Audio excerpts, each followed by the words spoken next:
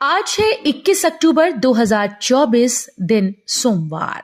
Welcome back to clean news UP. चलिए देखते हैं उत्तर प्रदेश की 25 फटाफट बड़ी खबरों को। विकास कार्यों में लापरवाही नहीं होगी बर्दाश्त, सिंचाई विभाग की समीक्षा में सख्त दिखे सीएम योगी। सीएम योगी आदित्यनाथ रविवार को सिंचाई विभाग के कार्यों की समीक्षा बैठक में सख्त दिखाई दिए। उन्होंने कहा कि विकास कार्यों में किसी प्रकार की लापरवाही बर्दाश्त नहीं की जाएगी। मुख्यमंत्री योगी आदित्यनाथ ने अफसरों को महत्वपूर्ण निर्देश दिए। सीएम योगी ने विभाग को कार्यों की समयबद्धता, गुणवत्ता और कर्मचारियों की ट्रेनिंग पर विशेष ध्यान देने को कहा। साथ ही उन्होंने अगले वर्ष बाढ़ से बचाव की कार्य योजना तैयार करने के निर्देश भी दिए। यूपी प्रोजेक्ट्स कॉर्पोरेशन का बड़ा टर्नओवर। जल शक्ति मंत्री ने सीएम योगी को सौंपा 54 लाख का चेक। जल शक्ति मंत्री स्वतंत्र देव सिंह ने रविवार को मुख्यमंत्री योगी आदित्यनाथ को वित्तीय वर्ष 2023-24 के लाभांश का चेक सौंपा है। यूपी प्रोजेक्ट्स कॉर्पोरेशन ने सीएम योगी को 54 लाख लाभांश का चेक दिया। इस दौरान जल शक्ति मंत्री स्वतंत्र देव समेत अन्य अधिकारी मौजूद रहे। जल शक्ति मंत्री स्वतंत्र देव सिंह ने मुख्यमंत्री को बताया कि उनके मार्गदर्शन में यूपी प्रोजेक्ट्स कॉर्पोरेशन नित नई ऊंचाइयों को प्राप्त कर रहा है। काशी में आई हॉस्पिटल का पीएम मोदी ने किया शुभारंभ। बोले हजारों युवाओं को मिलेगा रोजगार का अवसर।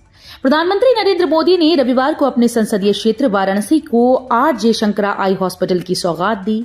उद्घाटन के बाद लोगों को संबोधित करते हुए पीएम मोदी ने कहा कि इस हॉस्पिटल के खुलने से हजारों युवाओं को रोजगार मिल पाएगा। ये क्षेत्र नेत्र अस्पताल यहां के युवाओं के लिए रोजगार के नए अवसर लेकर आया है। यूपी में बिजली उपभोक्ताओं के लिए अच्छी खबर। सहूलियत के लिए 15 से लागू होगी ये व्यवस्था।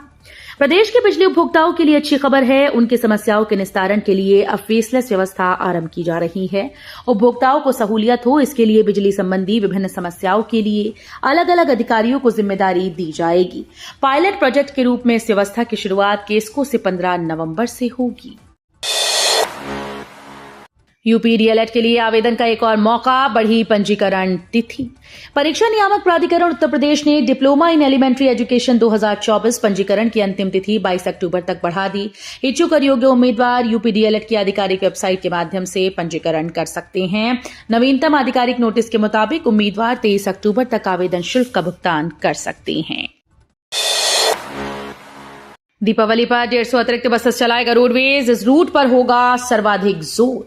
दीपावली पर भीड़ को देखते हुए रोडवेज 150 अतिरिक्त बसेस चलाएगा। व्यस्ततम दिल्ली कानपुर रूट पर 28 अक्टूबर से 450 बसेस चलेंगी। रोडवेज के अधिकारियों ने अतिरिक्त बसेस चलवाने के लिए तैयारियों को अंतिम रूप देना शुरू कर दिया। दीपावली, गोवर्धन व भाई दूज के त्योहार पर यात्रियों की भीड़ को देखते हुए प्रदेश मुख्यालय स्तर से दिल्ली, कानपुर, मुरादाबाद, बरेली, आगरा और लखनऊ रूट पर बसेस चलाने के निर्देश दिए गए हैं। नोएडा प्राधिकरण का ईवी वाहन चालकों को तोहफा। एनसीआर में इलेक्ट्रिक वाहनों का प्रयोग करने वाले लोग बढ़ते जा रहे हैं। आने वाले समय को देखते हुए नोएडा अथॉरिटी इलेक्ट्रिक वाहन मालिकों और चालकों के लिए खुशखबरी लेकर आया है। पर्यावरण संरक्षण को अपनी नींव बनाकर स्वच्छ हवा और स्वच्छ नोएडा की दिशा में एक महत्वपूर्ण कदम उठाया है। नोएडा अथॉरिटी ने शहर में 50 नए इलेक्ट्रिक वाहन चार्जिंग स्टेशन स्थापित करने की घोषणा की। नोएडा एयरपोर्ट के लिए और ली जाएगी 1200 हेक्टेयर जमीन। उत्तर प्रदेश के जेवर में बन रहे नोएडा इंटरनेशनल एयरपोर्ट को बड़ा आकार देने की पूरी तैयारी है। नोएडा एयरपोर्ट का और अधिक विस्तार किया जाएगा। मास्टर प्लान 2041 में एविएशन हब का क्षेत्रफल बढ़ाकर 6286 हेक्टेयर किए जाने के बाद यमुना अथॉरिटी अब जमीन अधिग्रहण से संबंधित प्रस्ताव तैयार कर प्रशासन को भेजेगी। एविएशन हब का क्षेत्रफल बढ़ाने की शासन से स्वीकृति मिल चुकी है। उपचुनाव को छोड़ सपा भाजपा में खलनायक साबित करने की होड़। बीजेपी प्रदेश अध्यक्ष ने अवधेश प्रसाद पर लगाए आरोप। मिल्कीपुर उपचुनाव टलने को लेकर सपा और भाजपा के बीच शुरू आरोप प्रत्यारोपों के बीच प्रदेश अध्यक्ष चौधरी भूपेंद्र सिंह भी कूद गए हैं। उन्होंने भी चुनाव हारने के डर से उच्च न्यायालय में याचिका वापसी में विरोध करने का आरोप सांसद अवधेश प्रसाद पर जड़ दिया है। सांसद ने पलटवार में कहा कि विधानसभा से त्यागपत्र देने के कारण वो पक्षकार नहीं रह गए। सत्ता पक्ष व विपक्ष में ऐसे आरोपों को लेकर मिल्कीपुर की जनता की नजर एक दूसरे को खलनायक साबित करने की होड़ है। नेत्र रोगियों को नया जीवन देने का प्रतिष्ठित अभियान चला रहा शंकर आई फाउंडेशन। सीएम योगी ने प्रधानमंत्री की मौजूदगी में आरजे शंकरा नेत्र चिकित्सालय के उद्घाटन समारोह में रखी अपनी बातें। शिक्षा व स्वास्थ्य के क्षेत्र में काशी ने रचे नित नए प्रतिमान। 2500 करोड़ की लागत से स्वास्थ्य क्षेत्र में हुए कार्य। मुख्यमंत्री बोले, पूज्य शंकराचार्य की प्रेरणा से 1977 में चला ये अभियान शंकर आई हॉस्पिटल के माध्यम से लोगों के जीवन में नई रोशनी ला रहा है। नोएडा ग्रेटर नोएडा में प्रॉपर्टी की रजिस्ट्री होगी महंगी। 25 से 50% ज्यादा पड़ेगा जेब पर भार। नोएडा ग्रेटर नोएडा में फ्लैट और संपत्तियों की रजिस्ट्री अब पहले से अधिक महंगी होने जा रही है। निबंधन विभाग ने फ्लैट की रजिस्ट्री दरों में 25 से 30% और गांव के साथ नगरीय क्षेत्रों में फ्री होल्ड संपत्तियों की रजिस्ट्री दरों में 25 से 50% तक की वृद्धि का प्रस्ताव जिलाधिकारी को भेजा है। मेला की बसावट का प्रारंभिक खाका तैयार। संगम होगा सेक्टर नंबर 3। महाकुंभ 2025 के लिए मेला की बसावट का प्रारंभिक खाका तैयार कर लिया गया है। इसके अनुसार सेक्टर 3 संगम क्षेत्र होगा। वहीं झूसी की तरफ सेक्टर 18 या 19 में अखाड़ों को जमीन देने की तैयारी है। गंगा का पानी निकलने के साथ ही मेला क्षेत्र को बसाने की तैयारी तेज कर दी गई। 2019 में 22 सेक्टर में मेला को बसाया गया था। वहीं इस बार विस्तार करके 25 सेक्टर में मेला बसाने का निर्णय लिया गया। नोएडा वासियों के लिए अच्छी खबर। जेवर एयरपोर्ट से पहले दिन जुड़ेंगे देश के 25 शहर। नोएडा इंटरनेशनल एयरपोर्ट 17 अप्रैल को 2 कार्गो, 25 घरेलू और 3 अंतर्राष्ट्रीय विमान सेवा के साथ शुरू हो जाएगा। इससे देश के 25 शहर गौतम बुद्ध नगर से सीधे जुड़ जाएंगे। महानिदेशालय नागर विमानन ने नोएडा एयरपोर्ट से 25 घरेलू सेवाओं को शुरू करने पर सहमति दे दी। 3 अंतर्राष्ट्रीय फ्लाइट भी शुरू होंगी। इंटरनेशनल एयर ट्रांसपोर्ट एसोसिएशन ने इसके लिए अनुमति दे दी है। ग्रेटर नोएडा के 11 प्राथमिक स्कूल होंगे हाईटेक। इन गांवों की भी बदलेगी सूरत। ग्रेटर नोएडा प्राधिकरण द्वारा शहरी और ग्रामीण क्षेत्रों में विकास कार्यों को तेजी से बढ़ाने के लिए नई योजनाएं शुरू की गईं। प्राधिकरण क्षेत्र के 11 गांव में स्थित प्राथमिक स्कूल के नवीनीकरण का कार्य जल्द शुरू किया जाएगा, जिसके तहत इन स्कूल को बेहतर सुविधाओं से सुसज्जित कर आकर्षक बनाया जाएगा। इसके साथ ही खेड़ी गांव के प्राइमरी स्कूल में 3 नए कमरे भी बनाए जाएंगे, जिससे स्कूल में बढ़ती छात्र संख्या को समायोजित किया जा सके। दिसंबर तक सेंट्रल स्टेशन तक दौड़ेगी मेट्रो। एयरपोर्ट से कनेक्टिविटी की होगी मांग। कानपुर में दिसंबर के अंत तक सेंट्रल स्टेशन तक मेट्रो का संचालन शुरू हो जाएगा। इसके बाद आईआईटी से सेंट्रल स्टेशन आने वाले लोगों को सड़कों पर लगने वाले जाम से नहीं जूझना होगा। कानपुर में मेट्रो के चल रहे अंडरग्राउंड कार्यों का जायजा लेने के बाद सांसद रमेश अवस्थी ने ये जानकारी दी। खून की जांच से पता चलेगा पैर काटना है या नहीं। नसों की सही स्थिति आ जाएगी सामने। अब खून की कुछ बूंदों से पता चल जाएगा कि अल्सर पीड़ित मरीजों का पैर काटना पड़ेगा या नहीं।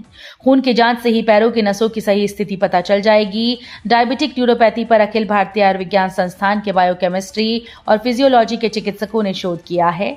ये शोध पत्र क्यूरियस जर्नल ऑफ मेडिकल में प्रकाशित हो चुका है। बहराइच में बुलडोजर एक्शन पर हाईकोर्ट ने लगाई रोक।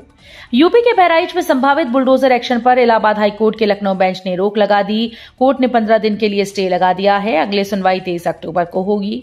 बता दें कि बहराइच हिंसा के आरोपी समेत 23 लोगों के घर पर पीडब्ल्यूडी ने बुलडोजर कार्रवाई को लेकर नोटिस चस्पा किया था। इसमें 3 दिन का वक्त दिया गया था कि अतिक्रमण को हटा लीजिए, अन्यथा इसे तोड़ा जाएगा। कुंभ क्षेत्र में श्रद्धालुओं को मिल सकती है स्लीपिंग पॉड्स की सुविधा। जल्द जारी हो सकता है टेंडर।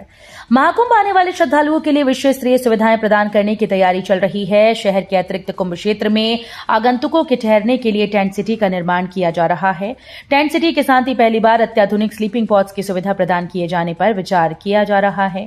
पर्यटन विभाग ने इसके लिए रोड मैप तैयार कर लिया है और यदि सब कुछ सही रहता है तो इस बार श्रद्धालुओं को स्लीपिंग पॉड्स की सुविधा प्रदान की जा सकती है। दीपावली से पहले हवाई किराया हुआ 3 गुना। मुंबई से बरेली का टिकट 16,000 रुपए। परिवार के साथ दिवाली मनाने मुंबई और बेंगलुरु से बरेली आ रहे यात्रियों को जेब ढीली करनी पड़ेगी। दिवाली तक अलग अलग तिथियों में सामान्य दिनों के सापेक्ष 2 से 3 गुने तक किराया अदा करना पड़ रहा है। अभी इसमें और बढ़ोतरी के आसार हैं। इंडिगो एयरलाइंस के प्रतिनिधि साकेत अग्रवाल के मुताबिक बरेली के लोग काफी मुंबई और बेंगलुरु में रह रहे हैं। इसमें विद्यार्थी, कारोबारी, व्यापारी और नौकरी पेशा शामिल हैं। संघ प्रमुख ने 3000 स्वयंसेवकों के साथ किया योग। बैठक में 100वें स्थापना दिवस की रूपरेखा तैयार। उत्तर प्रदेश के मथुरा में आरएसएस की अखिल भारतीय कार्यकारी मंडल की बैठक होनी है। इसमें शामिल होने के लिए संघ प्रमुख मोहन भागवत फरह के परखम पहुंचे। रविवार को दीनदयाल गो विज्ञान अनुसंधान और प्रशिक्षण केंद्र में योगा कार्यक्रम का आयोजन किया गया। इसमें अखिल भारतीय सह बौद्धिक प्रमुख दिलीप बिस्पुते ने संबोधन किया। सपा कांग्रेस पर जमकर बरसे पीएम, बोले देश के विकास में बाधक हैं ये पार्टीज। प्रधानमंत्री नरेंद्र मोदी ने वाराणसी स्पोर्ट्स स्टेडियम का उद्घाटन करने के बाद सपा और कांग्रेस सहित विपक्षी दलों पर जमकर निशाना साधा। कहा कि इन लोगों ने देश के विकास को आगे ही नहीं बढ़ने दिया, आज भी विकास कार्यों में रोड़ा डालने का काम कर रहे हैं। खिलाड़ियों को सम्मान देने का काम भाजपा ने ही किया है। करें आवेदन, मुरादाबाद में 249 पदों पर चल रही प्रक्रिया। परिवहन निगम रोडवेज परिचालकों की भर्ती फिर से शुरू करने जा रहा है। मुरादाबाद परिक्षेत्र में 249 पदों पर आउटसोर्सिंग परिचालकों की भर्ती 20 अक्टूबर से शुरू होगी और 26 अक्टूबर तक चलेगी। मुरादाबाद परिक्षेत्र अमरोहा, बिजनौर, चांदपुर, धामपुर, मुरादाबाद, पीतल नगरी, रामपुर डिपो के लिए दिसंबर में रोडवेज की 230 नई बसेस आने वाली हैं। सहायक अभियंता के 250 पदों पर भर्ती की तैयारी, आयोग को मिला अधियाचन। उत्तर प्रदेश लोक सेवा आयोग जल्द ही सहायक अभियंता के पदों पर भर्ती प्रक्रिया शुरू करने की तैयारी में है। इसके लिए आयोग को रिक्त पदों का अधियाचन मिल चुका है और भर्ती प्रक्रिया को शुरू करने में आ रही तकनीकी अड़चन को भी दूर कर लिया गया। उत्तर प्रदेश लोक सेवा आयोग ने 12 जनवरी 2024 को जारी परीक्षा कैलेंडर में स्पष्ट कर दिया था कि सम्मिलित राज्य अभियंत्रण सेवा परीक्षा के पाठ्यक्रम और परीक्षा योजना के संदर्भ में शासन के अनुमोदन के बाद भर्ती प्रक्रिया शुरू हो जाएगी। नागरिकता पर सुप्रीम कोर्ट का बड़ा फैसला, विदेश जाकर बसे लोगों के बच्चे नहीं पा सकेंगे सिटीजनशिप। भारतीय नागरिकता से संबंधित प्रावधानों पर सुप्रीम कोर्ट ने महत्वपूर्ण फैसला सुनाया। कोर्ट ने बताया कि जब कोई व्यक्ति दूसरे देश की नागरिकता प्राप्त कर लेता है तो सिटीजनशिप एक्ट की धारा 9 के तहत उसकी भारतीय नागरिकता समाप्त हो जाती है। ऐसे में उसकी नागरिकता की समाप्ति को स्वैच्छिक नहीं माना जा सकता। लाइव लॉ की रिपोर्ट के मुताबिक सुप्रीम कोर्ट ने कहा कि इन व्यक्तियों के बच्चे सिटीजनशिप एक्ट की धारा 8(2) के तहत फिर से भारत की नागरिकता की मांग कर सकते हैं। न्यूजीलैंड की जीत ने WTC पॉइंट्स टेबल में बिगाड़ा टीम इंडिया का खेल। न्यूजीलैंड के खिलाफ पहले टेस्ट मैच में भारत को 8 विकेट से हार मिली। इस हार से भारत को तगड़ा झटका लगा। दरअसल विश्व टेस्ट चैंपियनशिप के फाइनल में पहुंचने के लिए भारत को अब न्यूजीलैंड के खिलाफ अगले 2 टेस्ट मैच जीतने होंगे और साथ ही ऑस्ट्रेलिया के खिलाफ 5 टेस्ट मैचेस की सीरीज में कम से कम 2 मैचेस में जीत हासिल करनी होगी। वैसे हार के बाद भी भारतीय टीम WTC के पॉइंट्स टेबल में नंबर 1 पर बनी हुई है, लेकिन अब आने वाले टेस्ट मैचेस भारत को अच्छा खेल दिखाकर जीत हासिल करनी होगी। तो ये थी आज की 25 फटाफट बड़ी खबरें। अगर आपको न्यूज पसंद आई हो तो वीडियो को लाइक और शेयर जरूर करें। धन्यवाद।